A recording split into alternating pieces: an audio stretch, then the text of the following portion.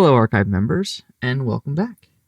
Today, we're lacing up our boots and heading into one of the most famous hiking trails in the world, the Appalachian Trail.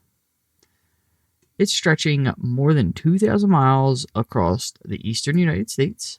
It's a place rich with history, breathtaking landscape, and no shortage of strange stories from centuries-old indigenous legends and regional folklore to first-hand accounts from modern hikers. We'll explore what can be documented, what remains unexplained, and why this trail continues to capture the imagination of so many people. We'd like to welcome you in to the Ominous Archives.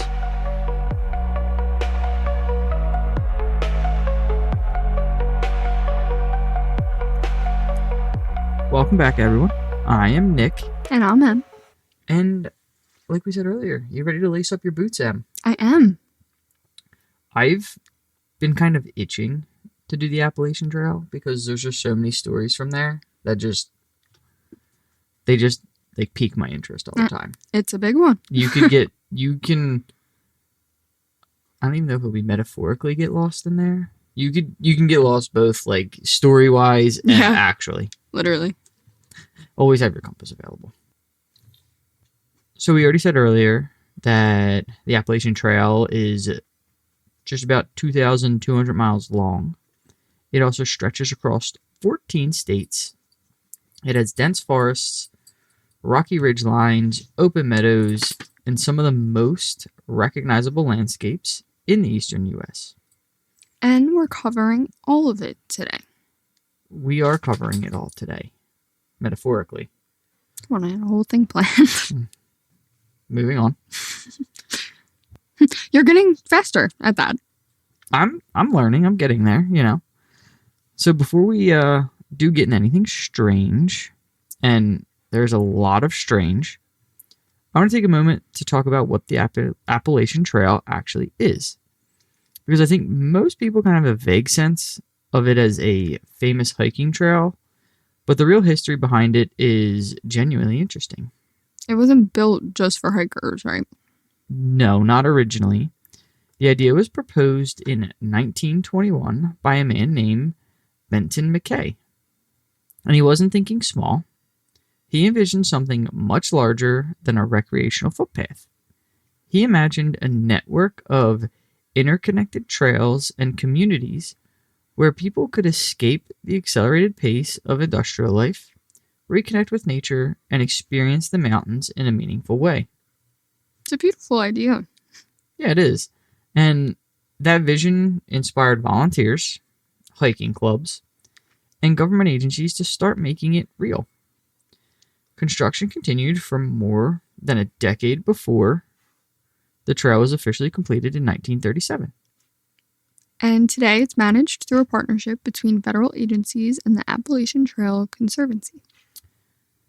With thousands of volunteers every year clearing falling trees, repairing bridges, maintaining shelters, keeping the whole thing accessible, which, given what we're about to discuss, is an enormous amount of work on behalf of the trail that has some genuinely unsettling stories attached to it. Yeah, how many people actually hike it? There's millions people who visit some portion of the trail every year. Most are day hikers or weekend backpackers.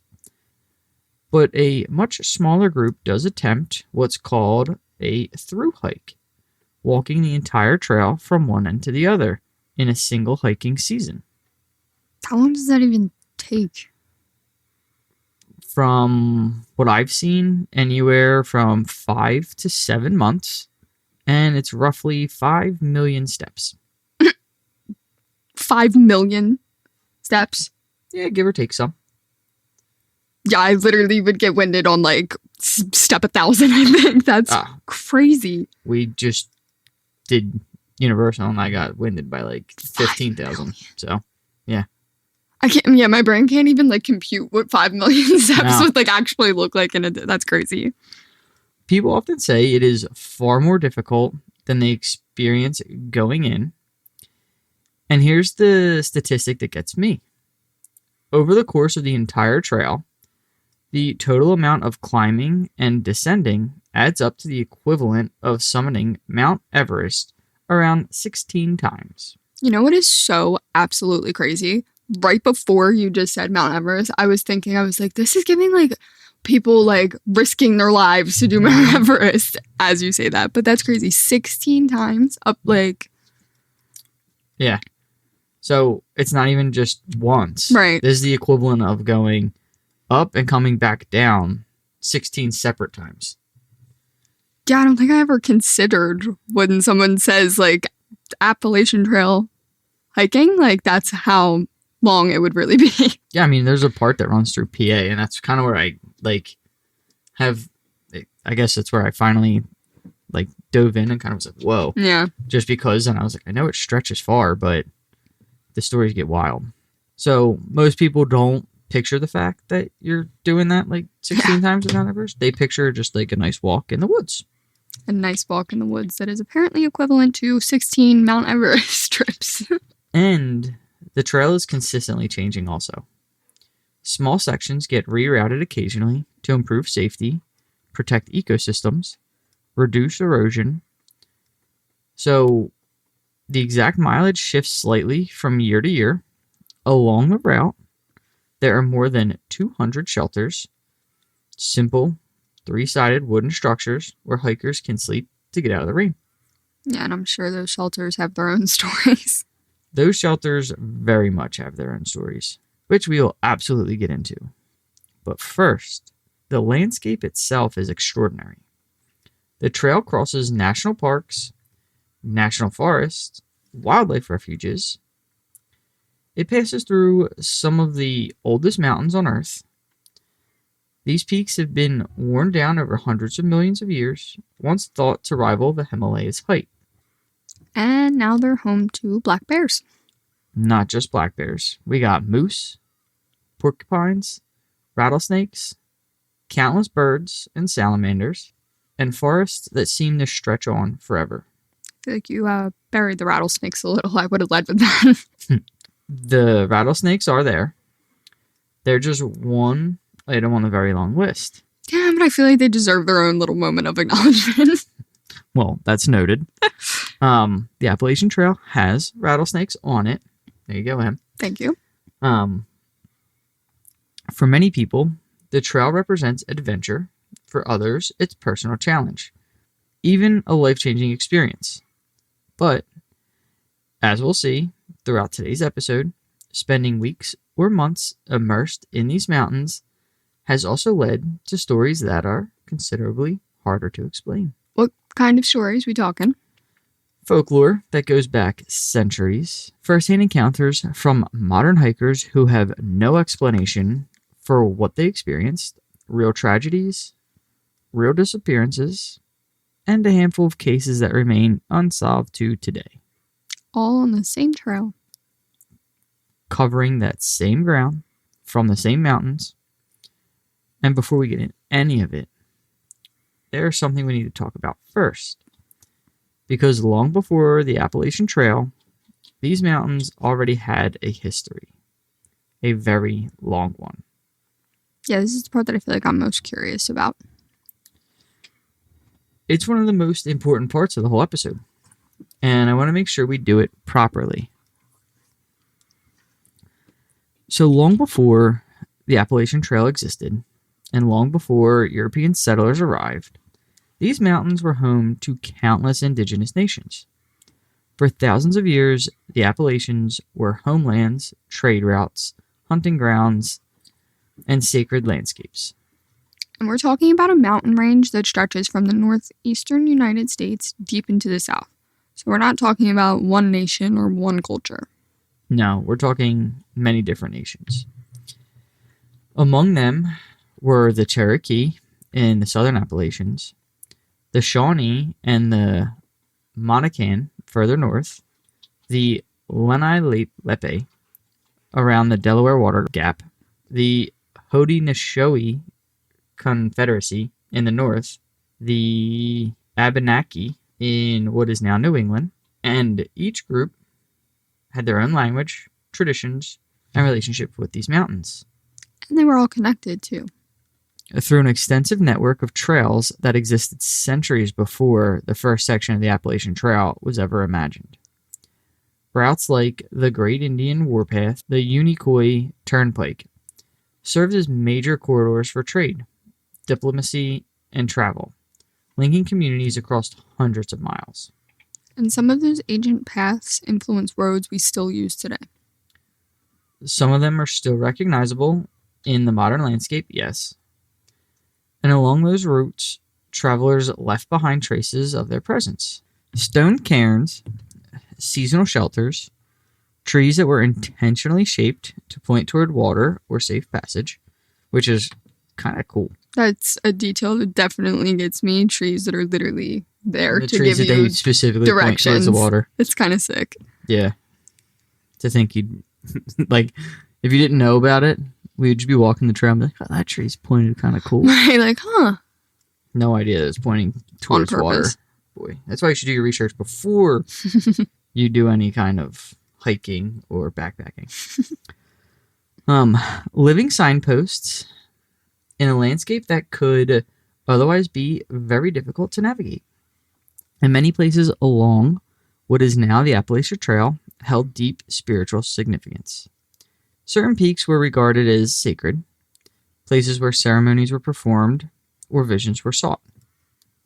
The Cherokee connection to Clingman's Dome. The Cherokee considered Kauai, today known as Clingman's Dome, to be a piece of real spiritual importance. And the Abenaki believe some of the highest summits in the Northeast were the dwelling places of powerful spirits.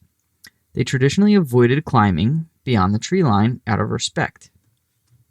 Which is crazy, not out of fear necessarily, but out of respect. That distinction does matter too. And European settlement dramatically changed that relationship. Diseases introduced through early contact devastated indigenous communities. Ancestral lands were steadily taken or encroached upon despite repeated promises to protect. And then the Trail of Tears. Following the passage of the Indian Removal Act in 1830, thousands of Cherokee, Muskogee, Chickasaw, and Choctaw and Seminole people were forcibly removed from their homelands in the southeast. Beginning in 1838, Cherokee families were rounded up, held in internment camps, and forced to march west to what is now Oklahoma. Thousands died from disease, starvation, and exposure along the way. Remember when we covered, it was one of the lakes. I want to say Lake Lanier. I think that was in the south. Mm-hmm. There was a trail. Yeah. That they forced Indians to walk on. I think that's tied to this. I think it's the same trail. Yeah. So. And the routes that they were forced to travel during that time followed the same ancient mountain pathway their communities had traveled for generations. Same trails, the same mountains, under completely different circumstances. Yeah, that's a weight that I feel like definitely wouldn't go away. And it's important to say clearly, not everyone was removed. Some Cherokee families remained hidden in the rugged mountains of western North Carolina. Their descendants are now part of the Eastern Band of Cherokee Indians who continue to preserve their language, their traditions, and their connections to these mountains to today. Which is honestly remarkable given everything. It's genuinely remarkable. Among those preserved traditions are some of the oldest stories ever associated with these mountains, and I want to be clear about something before we get into them. Yeah, these aren't campfire stories. They are not campfire entertainment. They were never intended as ghost stories for hikers to share over a fire. These accounts are part of larger cultural and spiritual traditions passed down through generations to explain the world, preserve history, and teach important lessons. Some beliefs remain private or sacred, and we're going to respect that. But a handful of figures have been documented by historians, folklorists, and Cherokee storytellers over the years, and they're worth discussing with the care that they deserve. Starting with Spearfinger. Spearfinger, whose name roughly translates to "she who had it sharp." And this is one of the most well-known figures in Cherokee tradition. Spearfinger was a powerful, shape-shifting being who wandered the mountains disguised as an elderly woman. The disguise is the thing that makes this one very unsettling to me. Because she doesn't come off dangerous. She looks like someone who might need help. Her most recognizable feature was a single razor-sharp finger made of stone, which she used to kill her victims with remarkable precision. She was also nearly impossible to injure. She had stone-like skin, nearly invulnerable, with only one hidden weakness, and many versions of the story place her in the mountains of western North Carolina and eastern Tennessee, landscapes that today are crossed by southern stretches of the Appalachian Trail. So hikers walking through those sections are walking through her territory according to tradition. Yeah, according to the tradition, and if Spearfinger was feared for hunting the living, the next figure was feared for something even more specific. The Raven Mocker. The Raven Mocker, described as a supernatural being that appeared human by day, but at night it traveled in search of those nearing death.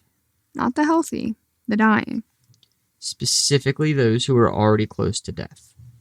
Cherokee tradition holds that the Raven Mocker could steal the remaining years of a dying person's life, extending its own existence in the process.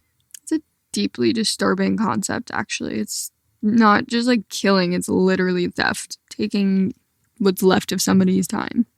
And its approach was said to be marked by eerie cries echoing through the mountains, streaks of light crossing the night sky. One of the most feared figures in Cherokee belief, not because of the physical violence, but because of what it represented, the violation of a person's final moments. Yeah, that one lands a little differently than a lot of what we cover, I feel. It really does. The next figure is a little different in character. The Moon-Eyed People. These ones are more mysterious than frightening, I feel. Yeah, they definitely are. It makes me think of the Black-Eyed Kids, but I feel like they are more... I want to use the word like spooky, but, you know. Ah, the Becks. Early accounts recorded from the Cherokee tradition describe Moon-Eyed People as a mysterious group of pale, human-like people who supposedly inhabited parts of the southern Appalachian trails before the Cherokee arrived. They were said to have unusual light-sensitive eyes, making daylight difficult for them and leading them to travel primarily at night. Which is where the name comes from. And they're only comfortable in darkness. The historians have proposed a wide variety of explanation. Misunderstandings of earlier indigenous cultures, later colonial myths, other theories entirely. No single explanation has been widely accepted. They just exist in the record, unexplained. Unexplained and genuinely difficult to categorize. And the last tradition I want to touch on is the Little People. Which I think is the one most people might be tempted to dismiss and probably shouldn't. I think you're right on that one. The Little People are described as small, human-like beings living among the mountains, caves, and dense forests. They are not portrayed as inherently good or evil, which I think is what makes them interesting. They respond to how you behave. Cherokee tradition presents them as powerful and unpredictable, responding to people in ways that reflect how those people themselves behave. Some stories describe them guiding lost travelers or sharing knowledge. Others tell of them leading disrespectful visitors astray and causing mischief in the woods. So they're not really monsters, they're more of a mirror. That's a really good way to put it. And even today, stories of little people remain part of the Cherokee oral tradition, shared with great respect by many who preserve these cultural teachings. These aren't relics of the past belief system. They're living stories belonging to living communities. And I think that's worth sitting with for a second before we move into the broader trail folklore, because a lot of what follows, Haints, ghost lights, phantom hikers, that's a different category entirely. Regional folklore that developed over centuries of European settlement and gradually got layered into these mountains. A completely different tradition. Different origins, different purposes, both deserve to be understood on their own terms rather than mixed together in one general category of spooky Appalachian stuff. Okay, so speaking of the broader folklore. Speaking of the broader folklore, let's talk about what follows hikers up the trail. So hikers make their way along the Appalachian Trail. They're moving through hundreds of years of regional folklore, some of it brought to America by European settlers and gradually woven into the Appalachian culture over the centuries. And hikers themselves have added their own experiences on top of that, creating a tapestry of legends that keeps growing. So where do we start? We're going to start with a word, because there's one word more closely associated with the Appalachian folklore than any other: haint, which is generally understood to mean a restless spirit, someone who died violently, suffered an injustice, or left something unfinished in life. And unlike the traditional image of a ghost wandering aimlessly, a haint is believed to remain tied to a specific place, an abandoned cabin, a lonely mountain hollow, an old cemetery, sometimes even a single tree that locals refuse to disturb. And there's an actual physical tradition connected to haints too. Haint blue. Throughout Appalachia and much of the American South, historic homes often feature porch ceilings or window frames painted a pale blue-green. And I've seen that and never knew that it meant something. Same. According to traditions, the color resembles either water or the open sky, confusing wandering spirits and preventing them from entering the home. Haints apparently can't cross water and mistake the painted surface for the real thing. So it's essentially a supernatural no entry sign painted on your porch or ceiling. Pretty much, it's kind of like the salt in the doorway. Yeah. And many homeowners still continue to practice today, whether they believe the folklore or simply appreciate the history. I respect it. It's practical and decorative. Haunting prevention that also looks nice. As the trail winds through the mountains, another figure keeps appearing in local stories. And this one has a very specific presence. The black dog. Now, this legend has roots in British and Scots-Irish folklore. Brought to Appalachia by early immigrants and adapted to the mountain landscape, witnesses describe an enormous black dog standing silently at the edge of the trail or watching them from the tree line. Eyes often described as glowing red or yellow.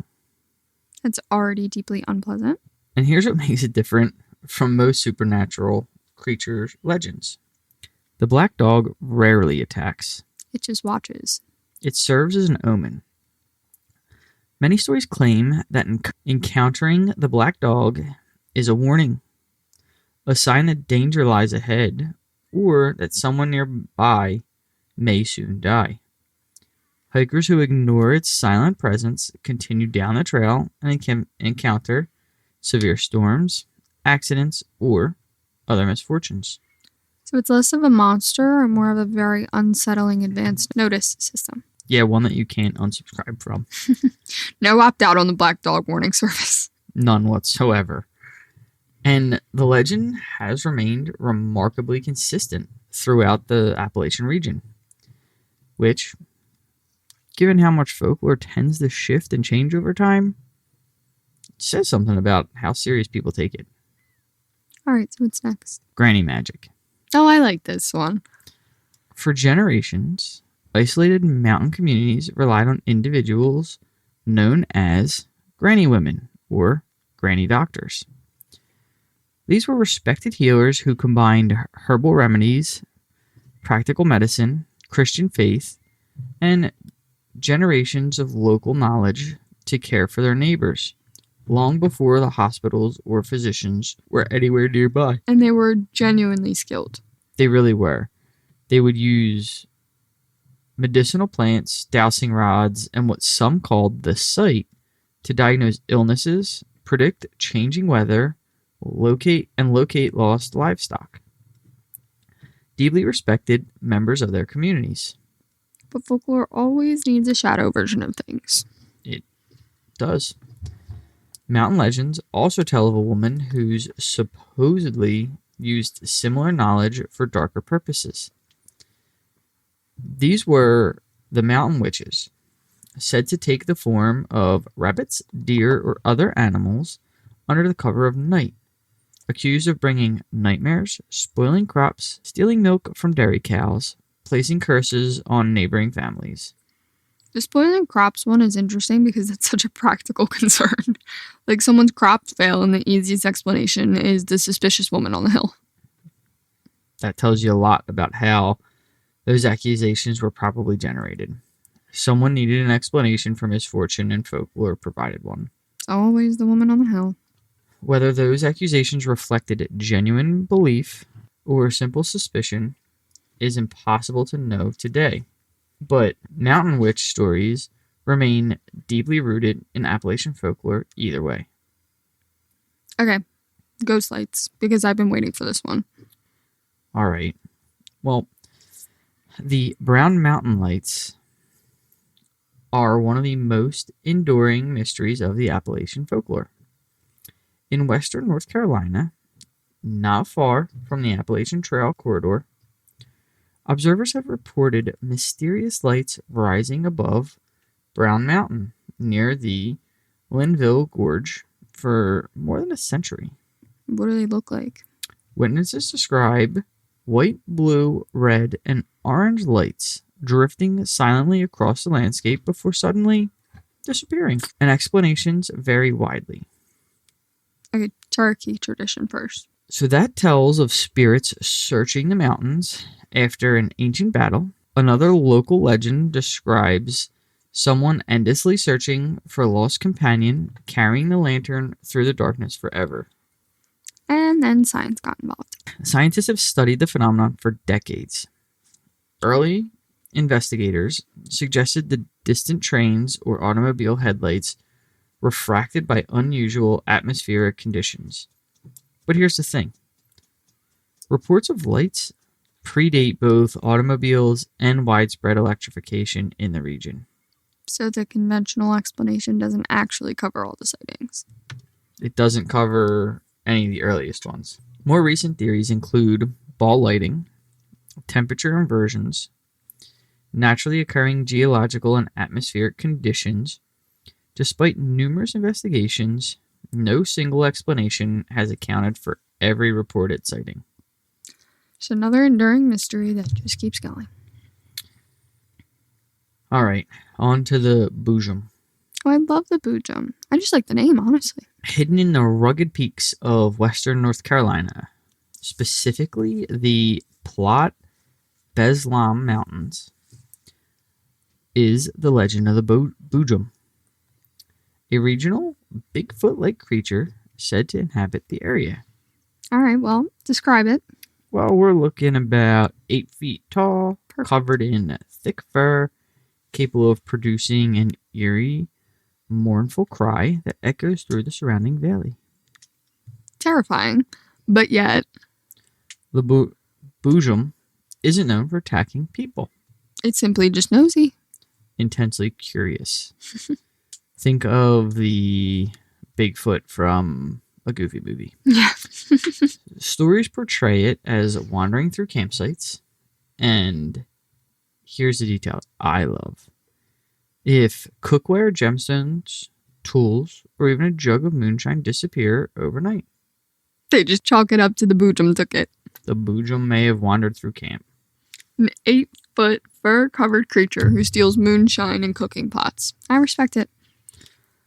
Whether told seriously or with a smile around a campfire, the Boojum has become one of the most enduring pieces of mountain folklore.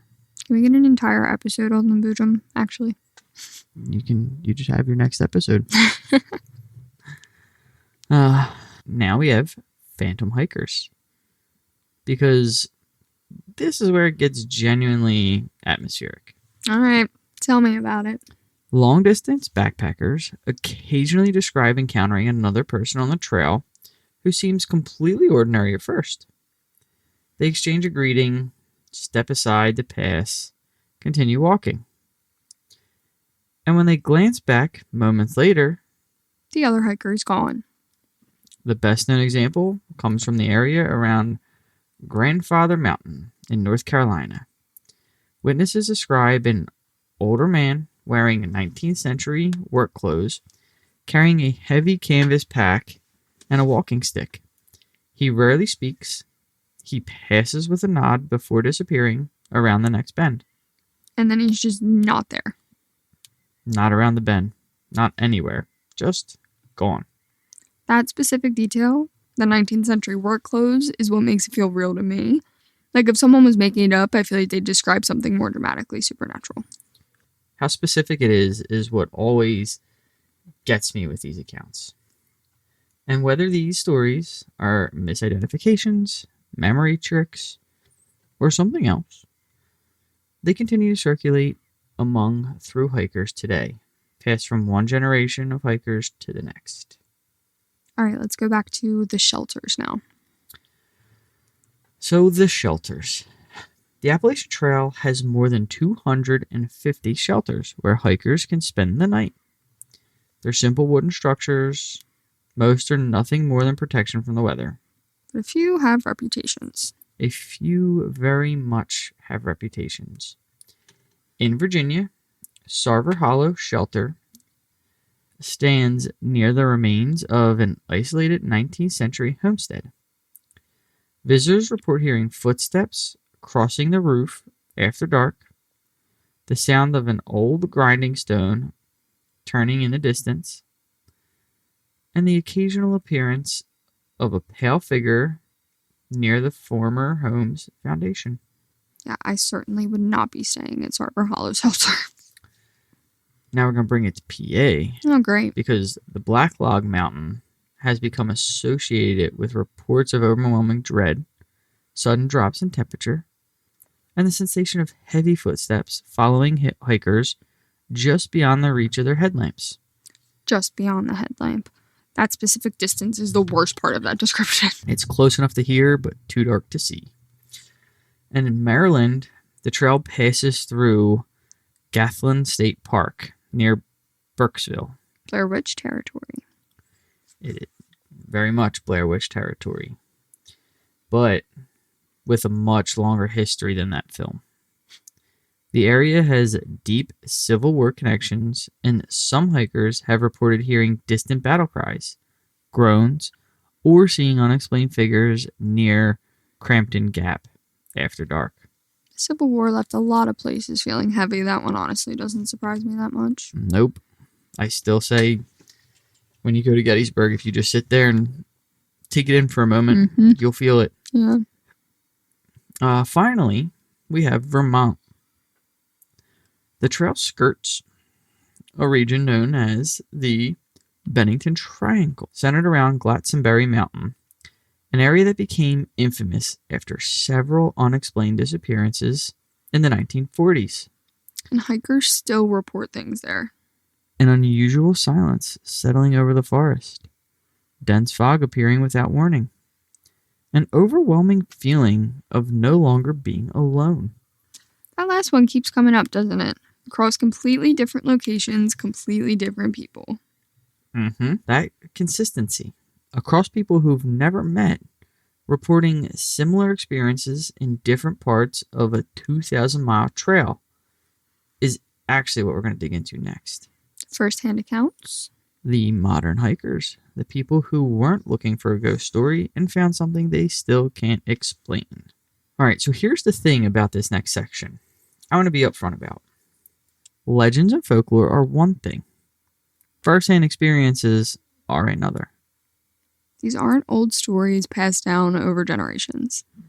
Nah, these come from modern hikers, backpackers, campers, people who shared their experiences in the trail journals, ranger reports, long-distance hiking forums. Some have become part of the oral tradition passed between hikers on the trail itself. And none of it proves anything supernatural. None of it.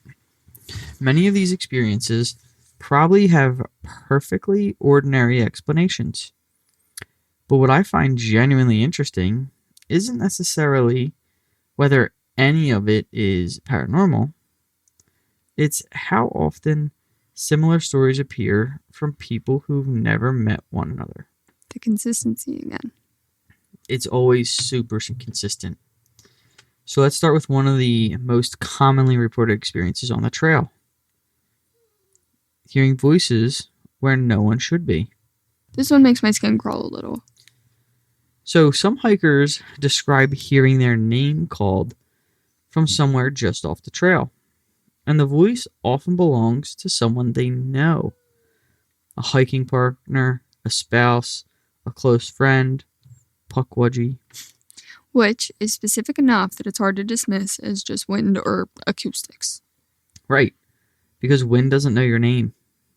And the strange part comes when they investigate or contact that person, only discover they were nowhere nearby.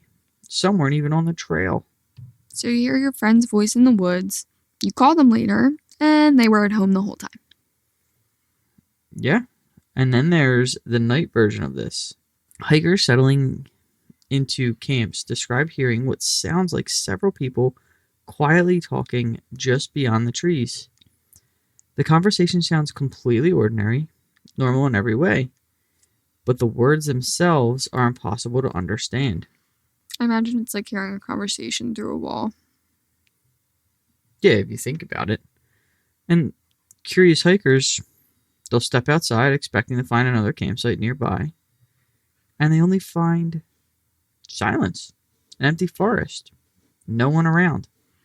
That specific experience, the ordinary sounding conversation that you can't quite make out, is somehow worse than something overtly strange.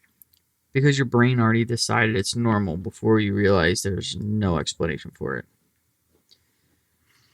On to the feeling of being watched. This one I think a lot of people have experienced in the woods, even without any paranormal context. Many experienced hikers describe a sudden sensation of no longer being alone, and the experience often begins with the forest itself before they feel anything. It's the quiet. Wind fades, birds stop singing, even insects fall silent. Researchers sometimes refer to this kind of environmental quiet as the Oz effect, a term used to describe the abrupt absence of normal background sounds before an unusual experience. And then almost immediately after the quiet, there is an overwhelming feeling something unseen is watching. And what I find interesting about the accounts is how consistent the response is. Even people with decades of wilderness experience describe an instinctive urge to leave the area immediately, without investigating, without trying to identify what might be there. Which is notable because experienced hikers don't usually spook that easily. They really don't. They're pretty rock solid when it comes to stuff like that. Many of them can't explain afterward why they felt the need to move. They just knew they didn't want to stay. Yeah, that's something older than logic kicking in. something the body knows before the brain can catch up. And then as daylight fades, another reoccurring report starts appearing. Shadow figures. What would this place be without shadow figures? Some hikers describe seeing what appears to be a person standing perfectly still among the trees. Now, at first glance, it looks like another hiker. But as they keep watching, they realize something is wrong. Wrong how?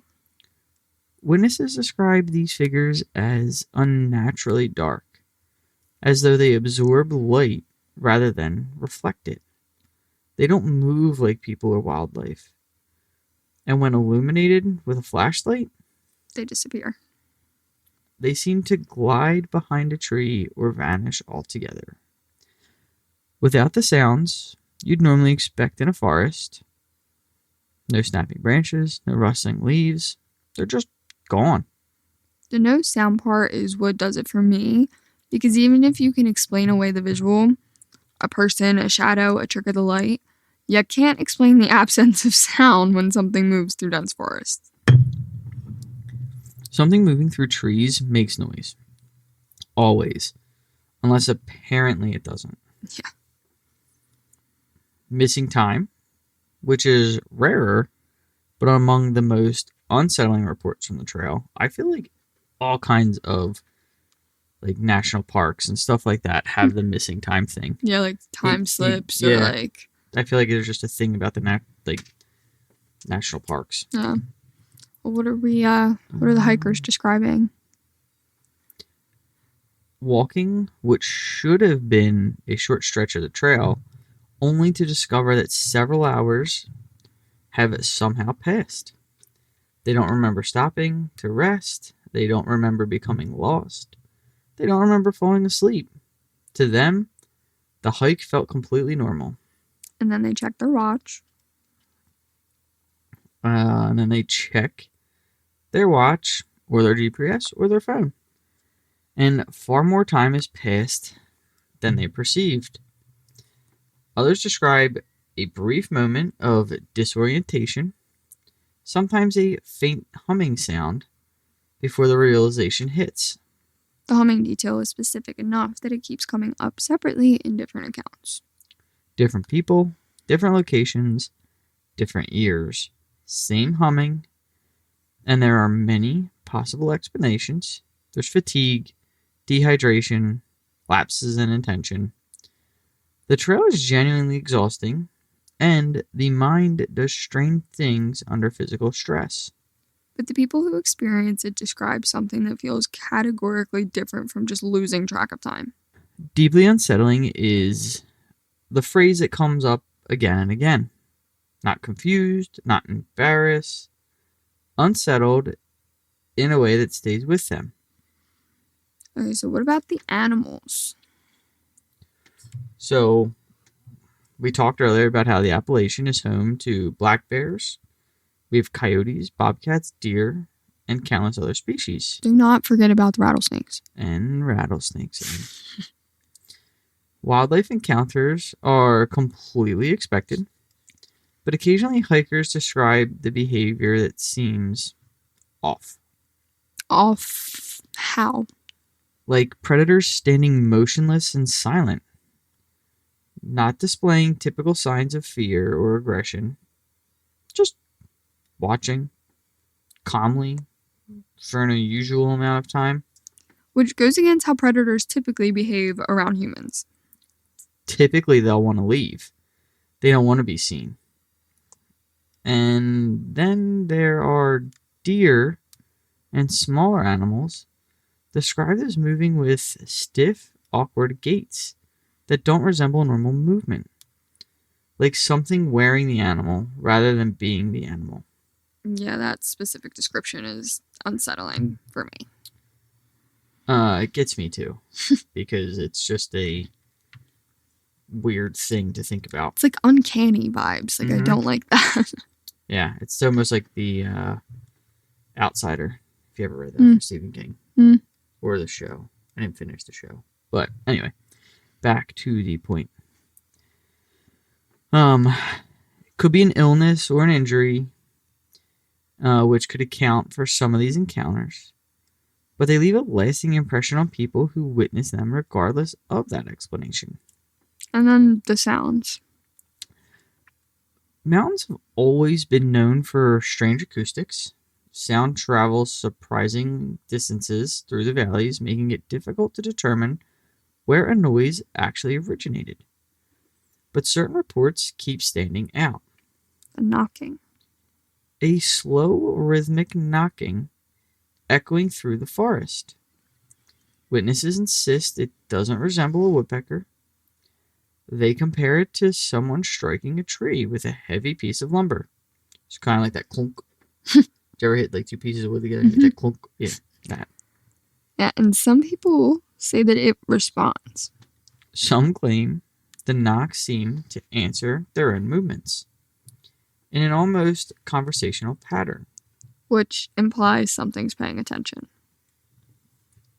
And others describe hearing distant industrial sounds like metal grinding, machinery operating, even what resembles a train horn, despite being miles from the nearest road, railroad, or town. The train horn one is strange because that's not something you'd normally mistake for just a natural sound. And it's not something the forest producers talk about, train horn. You hear it? I was just going to say, that's such wild timing. Yeah, it was really good timing. There's a train that runs by my house, and we can currently hear it as we're talking about the train horn. As we just talked about it. So no, you can't mistake that. Many of these likely have natural explanations rooted in terrain and weather and acoustics.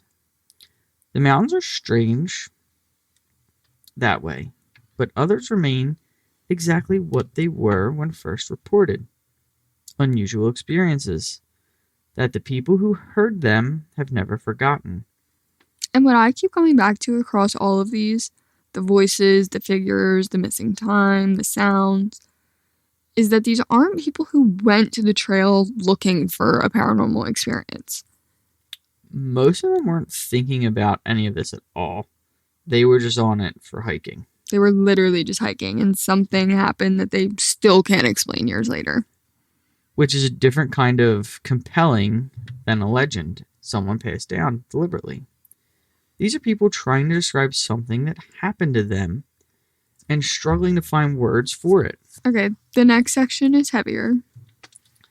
It is, because not every unsettling story connected to the Appalachian Trail belongs to folklore or unexplained experiences. Some of them are simply real, and they deserve to be treated that way. The dark history. So we need to talk about the real history of the Appalachian Trail. And I want to say up front, over the last century, millions of people have safely hiked portions of the trail. For the overwhelming majority, it remains an incredible outdoor experience. That context matters. It does, because the trail has also witnessed real violence, tragic accidents, and disappearances that remind us how unforgiving the wilderness can be. And those stories deserve to be told accurately rather than sensationalized. Starting with the murders. Murders on the Appalachian Trail are exceptionally rare, given millions of visitors it receives each year, but a handful of cases have left a lasting impact on the hiking community. And the most infamous name associated with trail violence is Randall Lee Smith. Virginia, 1981. In May of 1981, Smith befriended two thru-hikers near Parisburg, Virginia. Their names were Robert Montford Jr. and Laura Susan Ramsey. After gaining their trust, he murdered both of them near Wapiti Shelter. He befriended them first, and that's a detail that makes it so much worse. Yeah, he gained their trust, and Smith later pleaded guilty to second-degree murder and received a 30-year prison sentence. However, after serving roughly half that time, he was released on parole in 1996. Which is where the story should have ended. And it didn't. In May of '08, Smith returned to the very same area near Whippetee Shelter. He opened fire on two fishermen named Scott Johnson and Sean Farmer. The same location. The same area where he had killed two people 27 years earlier. Both Johnson and Farmer survived. They escaped the attack. Smith fled, crashed his vehicle during a police pursuit, and was taken into custody. He died later that year while awaiting trial. There's something about that fact that he went back to the same place that I find particularly disturbing, and watching enough true crime in my life tells me that, like, that area definitely means something to that man. Mm-hmm. It's definitely one of those details that'll sit with you. Yeah. And then there's a case that haunted investigators for nearly 30 years.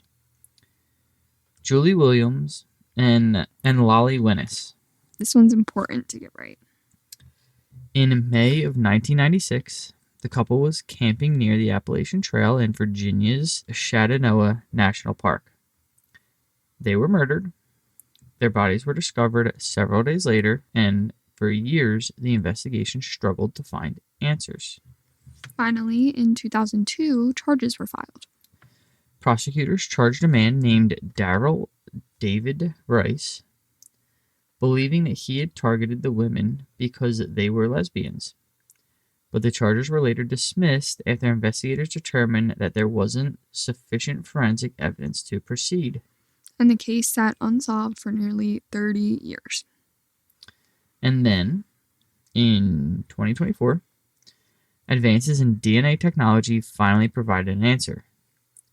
Federal investigators announced that biological evidence from the crime scene matched Walter Leo Jackson III, a convicted serial rapist who had died in prison years earlier. Perfect, so he could never be prosecuted. He couldn't. But the announcement gave investigators, and more importantly, victim families, a measure of long-awaited closure after almost 3 decades. It's a really long time to have to wait for an answer. Yeah, and these cases, as rare as they are, change how hiking communities think about safety on the trail, particularly for solo hikers. Okay, so what about Geraldine Largay?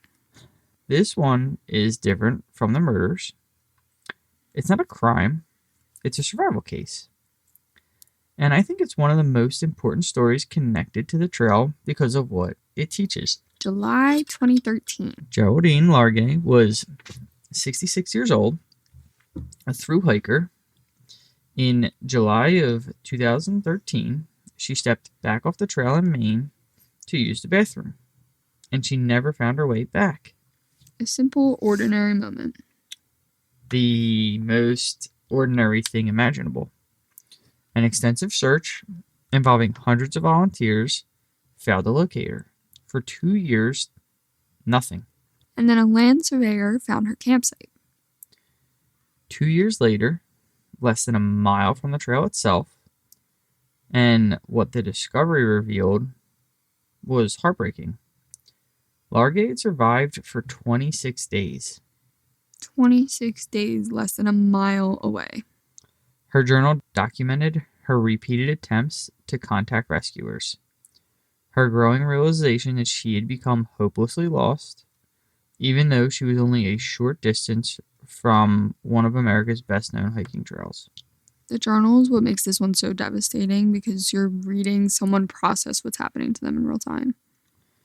Day by day. And her story is now used in wilderness survival courses as an example of how quickly disorientation can occur, even for experienced hikers in familiar terrain. Because the lesson isn't that she did something foolish, it's that the wilderness doesn't require you to make a big mistake. A small one is more than enough. A dense forest, poor cell reception, no landmarks, and suddenly a mile feels like 100. Yeah, I feel like that one sits with me a little differently than anything else we've covered today. Okay. Missing hikers more broadly. Because disappearances on the trail receive a lot of public attention, and it's important to keep them in perspective. The trail spans 14 states managed by numerous different agencies. Which means there's no single database tracking every missing person report. But available information from the National Park Service and the Appalachian Trail Conservancy indicates that the vast majority of missing hikers are located within a few days. Dead phone batteries, poor cell reception, unexpected injuries, hiking more slowly than planned. All of which can make someone appear overdue without anything truly sinister happening. And then there's the missing 411 phenomena, which we should address honestly. Because it comes up in any conversation about the trail disappearances. Beginning in 2012, author David Pallades compiled hundreds of cases involving people who disappeared on public lands, arguing that many shared unusual patterns that couldn't easily be explained. The book developed a large following and introduced many readers to search and rescue cases they otherwise might have never heard about. And the criticism? The series has drawn substantial criticism from investigators, journalists, and search and rescue professionals. Critics argue that many cases omit important context, weather conditions, medical history, mental health issues, navigational errors, and evidence uncovered during official investigations. Disappearances presented as unexplained may have far more conventional explanations than the book suggests. Which doesn't mean every case has a simple answer, but it means the framing matters. Yeah, it matters enormously.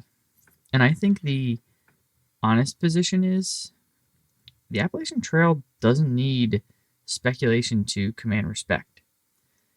Between its difficult terrain, unpredictable weather, and sheer remoteness, it remains a place where small mistakes can have life-changing consequences.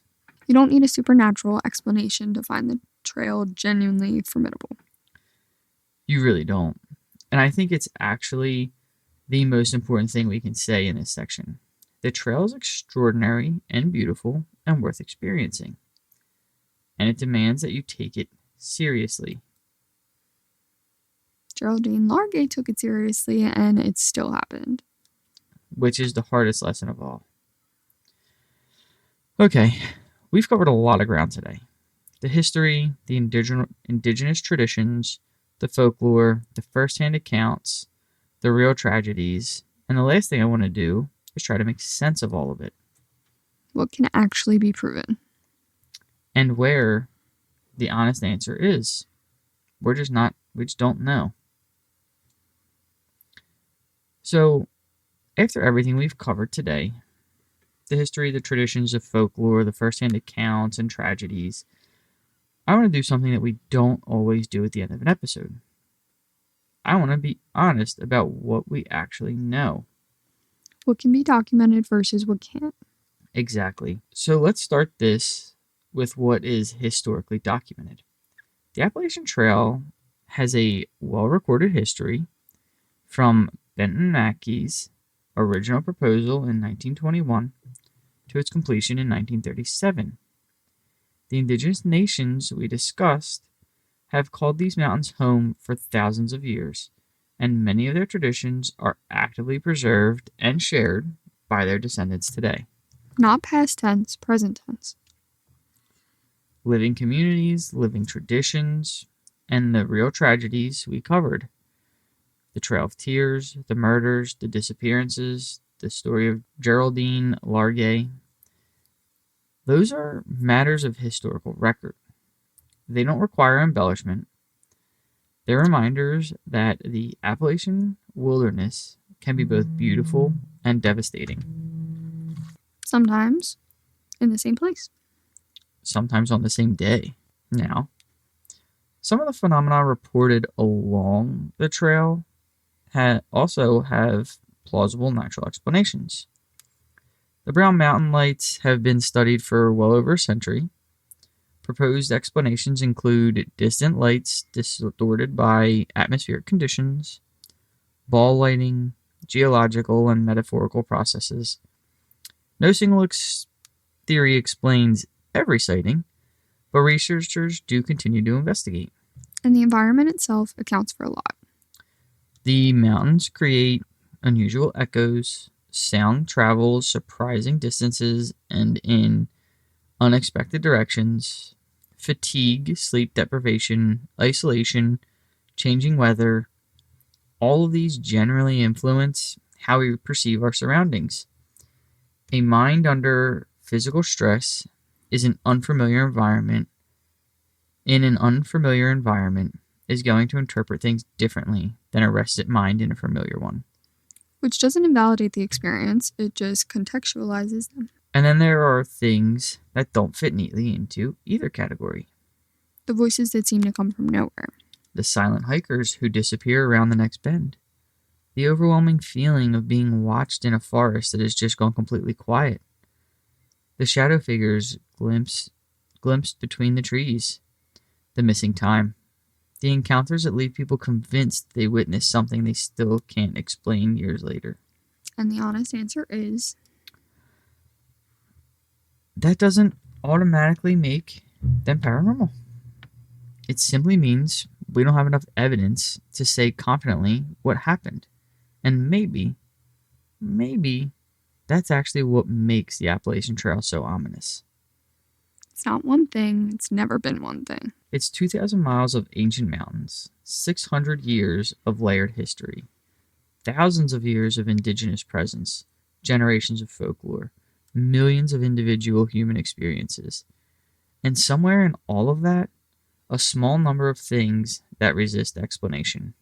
Some stories can be verified, some can be reasonably explained, and a small number remain unresolved. Not because they're proof of the supernatural, but because every so often, people encounter something they can't easily put into words, and they carry it with them long after they've left the mountains. That's the trail, isn't it? People always carry something out that they didn't bring in. Yeah. That might be the most accurate thing anyone's probably said about it. I've been known to have my moments. You've been known to have some moments.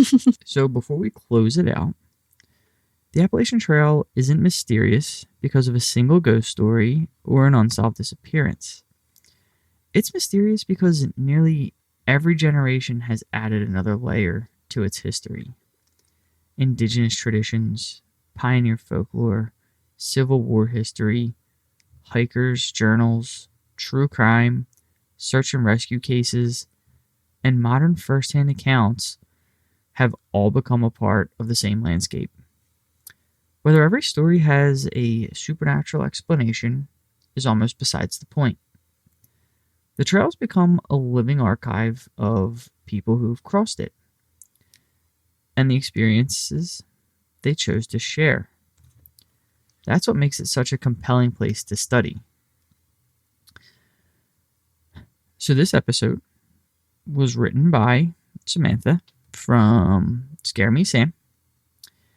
If you are looking for a dark fantasy book or horror thriller, go check her out over at Scare Me Sam. She does great work for us. She does great work for herself. She is just pretty good. Great all around. Yeah.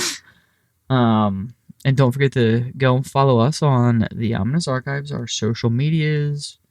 Email us. Check out our store if you want. I guess that's it. Time to go to bed. Dogs are tired. I'm tired. So, archive members, as always, stay weird and stay haunted. See ya. See ya.